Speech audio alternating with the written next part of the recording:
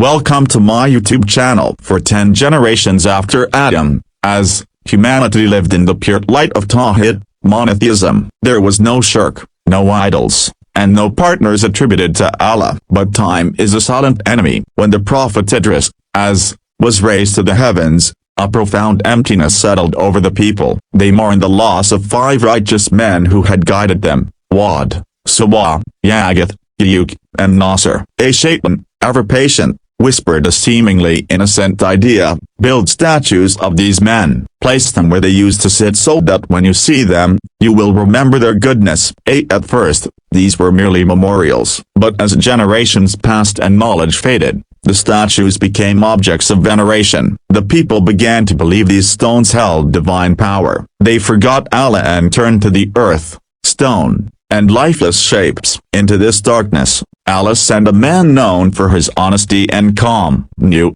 as the messenger and the cruel king Anu was a shepherd and a trader. A man of 51 Jibril, as appeared to him, shattering his ordinary life with a divine mandate: go to your people, call them back to Tawhid. Anu's mission began at home, but it was met with heartbreak. While his sons Sam, Ham, and Japheth believed, his wife and his son Canaan rejected the light. Their hearts had grown hard, tethered to the prestige of the idols. The social hierarchy was the greatest barrier. The rich and the arrogant, led by the cruel ruler Dermisal and later his even more tyrannical son Nevlin, mocked Nuh. You are just a human, they sneered. If God wanted to send a messenger, he would have sent an angel. For 950 years, Nuh stood in the marketplaces and the palaces. He spoke in the heat of the day and the silence of the night. He was beaten until he bled, mocked until his name became a punchline, yet he never wavered. Each new generation was more stubborn than the last,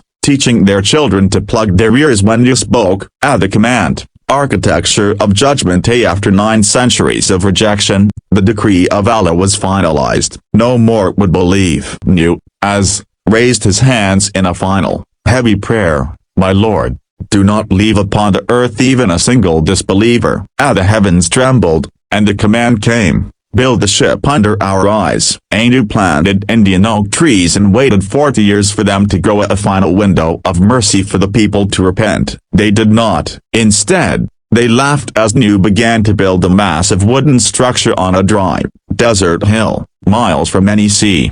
Specifications of the ark. According to tradition, the vessel was a marvel of divine engineering. Length, approximately 158-200 meters. Structure, 3 levels: bottom for animals, middle for humans, top for birds. Materials, wooden planks joined with iron nails and sealed with pitch, tar, to be waterproof. As the keel rose, King Nevlin visited to mock him: yesterday a prophet, today a carpenter. Where is the water? Nuh replied with chilling certainty: if you mock us now, soon we will mock you. The tantor boils. The great deluge. The sign of the end was the tanur, an oven. When water began to boil and burst from the place of fire, Nuh knew the hour had arrived. Jibril guided him to gather a pair of every essential animal. The 80 believers boarded, along with the coffin of Adam, which was placed as a symbolic barrier between the men and women. Then, the gates of the sky opened. This was not rain, it was a falling ocean. Simultaneously, the earth cracked open, releasing ancient underground reservoirs. Anu saw his son, Canaan, struggling against the rising tide. My son, come aboard with us, the father cried out, but the son's arrogance remained. I will take refuge on a mountain. A massive wave surged between them, and Canaan was lost. Nuh's heart broke, but Allah reminded him that spiritual ties are stronger than blood.